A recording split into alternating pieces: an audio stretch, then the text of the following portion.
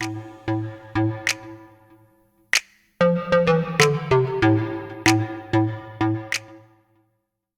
up guys, welcome back to the channel. In today's video, I'm actually pretty excited. We're going to be doing some preseason event prep. So season is like right around the corner, so I'm going to be getting both cars ready. My first event of the season is just an autocross event. I'm pretty excited. It's been like 6 months or something like that since I've got to do any type of motorsport. So the plan is right now I'm actually going to prep both of my cars. Right here is Layla. This is my stock MR2.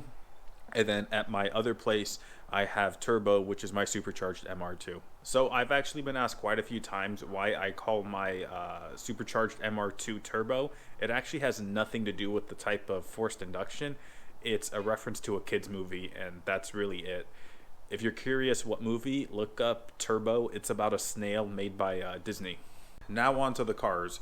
So the reason I'm prepping both cars is because it's still winter, so the possibility of rain is there. As of right now, the weather says it should be okay, but this is Oregon. Stuff changes all the time. So if it's dry, I'll be taking Turbo. If it's wet, I'll be taking Layla. So all Layla needs right now is pretty much checking fluids, nut and bolt check, and also replacing the end links. I've been meaning to do these for like the last probably few months. I've just been lazy, but now I got a real reason to do it.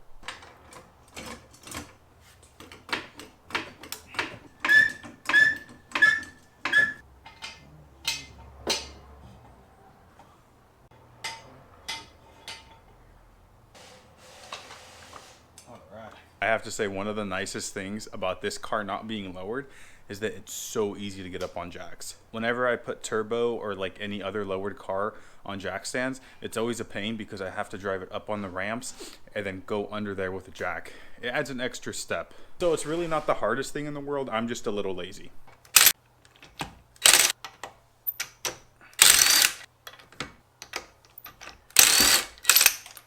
Getting the impact wrench has probably been one of the best decisions ever.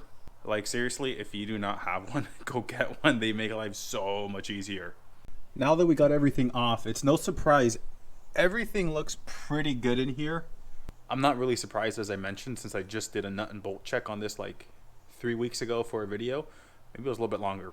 The only things that are wrong with it are end links, as I've already mentioned, and then the rotors have some really odd wear up here. I'm kind of being lazy and I'll replace the rotors like eventually, but the end links are for sure getting done today. Before we install those end links, I'm actually going to turn the wheel.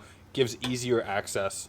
So I've actually soaked the ends of the end link in PB Blaster over the last few weeks. So I hope that helps me, because these can be a pain to get off sometimes. Oh, boom. My idea seems to have worked. Haha. Score one for me. This is kind of a pain taking this off. One turn at a time. Come on. Oh, that one was super easy. I really think it's a combination of that PB Blaster and just getting really lucky, but these came off so easy.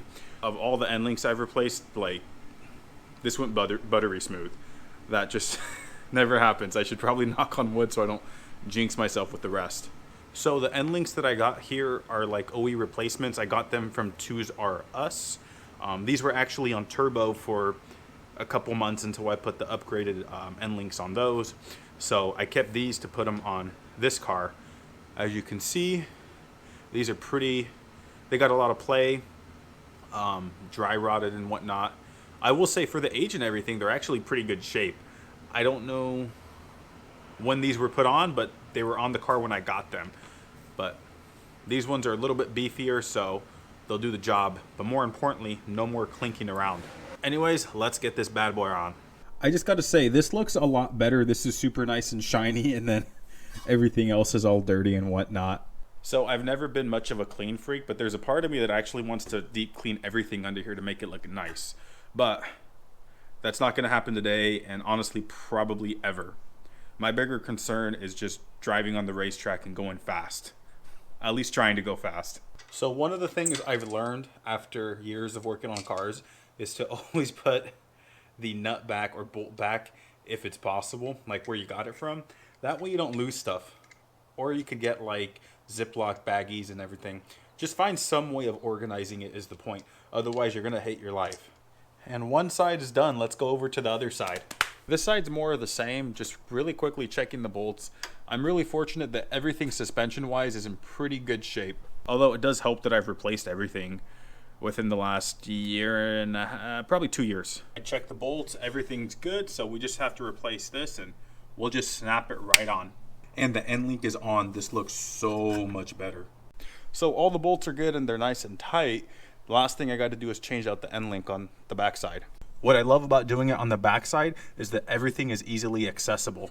Really, the only annoying thing is once the top of the end link is out, it's hard to back it out because there's little to no space there. So the workaround that I do is I actually undo the toe arm right here. That allows me to turn this whole strut assembly. Pro tip, make sure you loosen up the end link before undoing that toe arm. Ask me how I know. Oh, there you go. Just to show you guys what I mean. It's loose, but it's not gonna come out. It's easy enough to pull out. Boom. I gotta be honest, the very first time I did the end links on these cars, or one of these cars, I was flabbergasted. I had no idea how to get this out and I was pissed. Until I hit up the forums and I saw this little tip.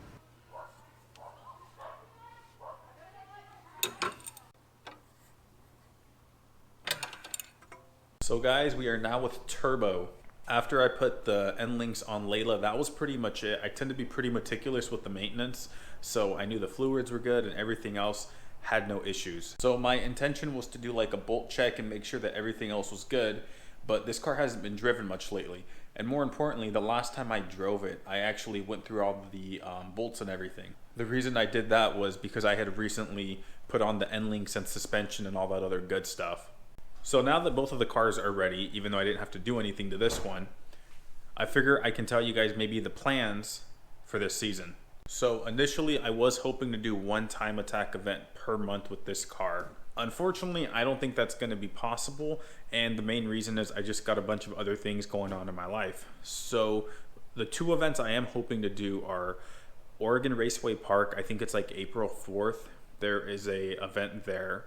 And then there's the Spring Enduro, which is mid to late October. I don't remember the exact date. The April 4th event is actually really close. At the time of shooting this video, it's probably about a month and a half out. So I think it's very plausible to have this car ready by then. I mean, as of right now, since I've gotten the car, I've literally revamped the suspension, revamped the steering, gotten new tires, brakes, cooling system, exhaust, intake, wiring, new seats, cleaned up the interior. So this thing's had a lot of work done to it. Really, one of the last things I need to do is clean up that hole. So I've been saying for a bajillion months now that I'm gonna patch that hole, but I finally am. And Nathan Collins, I believe that's his last name, he actually sent me a link because he's doing a J-Swap MR2 as well. So I'm actually just gonna copy his idea, and you guys will see that in a future video. But other than that, I do think this car is ready for some time attack events. Like, as I mentioned before, it's just a matter of the fact that I do have other things going on, so I'm not going to be able to do as many events as I'd like, but that's still okay. So anyways, guys, the car really has come a long way, and I'm like super happy with where it's at. It's been a lot of work, and the fact that tomorrow I may finally be able to really push the car to its limits. I mean, obviously I've done autocrossing, or I've autocrossed it before, but the suspension wasn't set up like it is now. I know I may not show it, but I really am excited. I think it's just the fact that I'm so tired and dreary. As soon as I'm done here, I'm just going to go to bed. Anyways, guys, on that note, we'll call that the video. The next video after this should either be me autocrossing this car, which is what I'm hoping for if the weather holds up. If that doesn't work out, I'm going to take Layla out and still have a blast. So I'll catch you guys in the next one.